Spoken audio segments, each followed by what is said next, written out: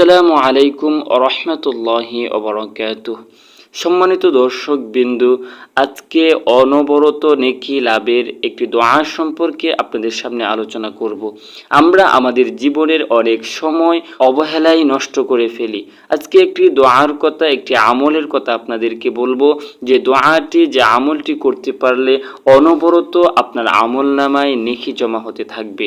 সে দোয়াটি যদি আমরা করতে পারি তাহলে আমাদের কি উপকার হবে সেই বিষয়টি আগে জেনে নিই। বিশ্ব মানবতা ও শান্তির অগ্রদূত রাসূল সাল্লাল্লাহু আলাইহি ওয়াসাল্লাম ইরশাদ করেছেন, যে ব্যক্তি উপরে বর্ণিত দোয়াটি ফজরের নামাজের পর 3 বার পাঠ করবে সে জোহর পর্যন্ত সওয়াব পাবে। সুবহানাল্লাহ। জুয়াইরিয়া রাদিয়াল্লাহু তাআলা আনহু বলেন, রাসূল সাল্লাল্লাহু আলাইহি ওয়াসাল্লাম সাত সকালে আমার কাছ থেকে ঘরের বাইরে গেলেন এবং আমি জায়নামাজে বসে ওয়াজিফা পড়ছিলাম। চাশতের পর দিনের 1/4 চলে গেল। তখন রাসূল সাল্লাল্লাহু আলাইহি ওয়াসাল্লাম ফির ঘরে এলেন।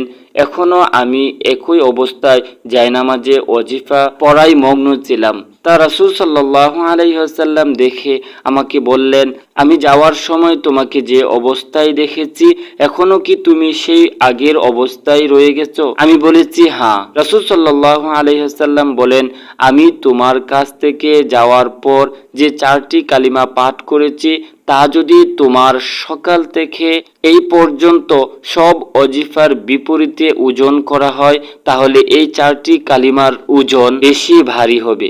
তাই চলুন সেই ওয়াজিফাটি, সেই দোয়াটি আমরা জেনে নিই।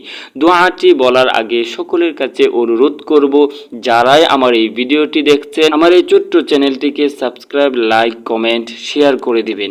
সম্মানিত দর্শকবৃন্দ, তাই চলুন কথা না বাড়িয়ে সেই মহামূল্যবান দোয়াটি আমরা জেনে নিই।